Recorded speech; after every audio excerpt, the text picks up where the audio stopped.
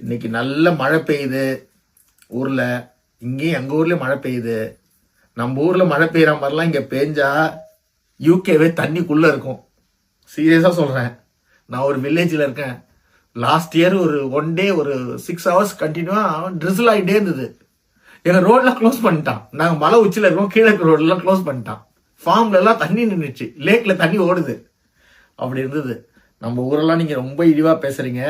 நமக்கு மழையெல்லாம் இங்கே பெஞ்சதுன்னா ஊரே பூமி கட்டியில் போயிடும். அவ்வளோ ஒஸ்டான இரிகேஷன். அது இல்லாமல் இங்கே வந்து ஃபுல்லாக ஐலாண்டு, தண்ணி இழுக்காது. கடல் சுற்றி ஊர், கடல் தண்ணி மட்டத்துக்கு மேலே இருக்கும்.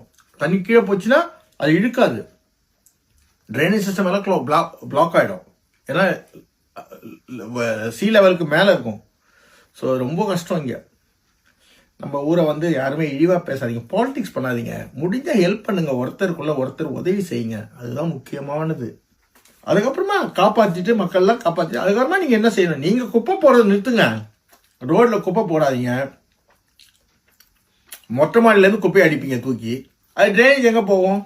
அடைச்சிக்கும், தண்ணிக்கும். உங்ககிட்ட தப்பை வச்சுக்கிட்டு கவர்மெண்ட்டை திட்டி எதுவும் பிரயோஜனம் இல்லை. ஆனால் இந்த ஏழைங்க தான் கடைசியில் ஹெல்ப் பண்ணுவாங்க. தோண்டி விடுறது எல்லா வேலையும் செய்யறது ஏழைங்க தான். நான் எத்தனையோ முறை பார்த்துருக்கேன். மாடியில் இருக்கவங்களாம் மாடியிலேருந்து வேடிக்கை பார்ப்பீங்க. இந்த ஏழைங்க தான் போட் எடுத்து வந்து பண்ணுவாங்க, எல்லா உதவியும் செய்வாங்க. மனிதர்கள் அவர்கள் தான். அவங்க தான் மனிதர்கள், தெய்வங்க அவங்க தான். உண்மையாக சொல்ல போனால் நம்மலாம் வந்து செல்ஃபிஷ், சுயநலவாதிகள்.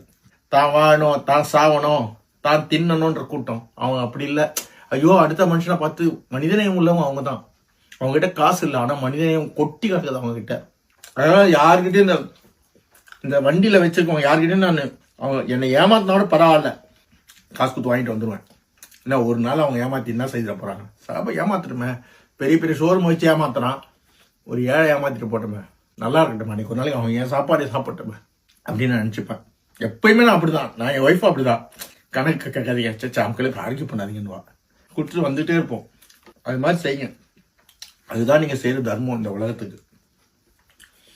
எனிவே சேஃபாக இருங்க எல்லாரும்.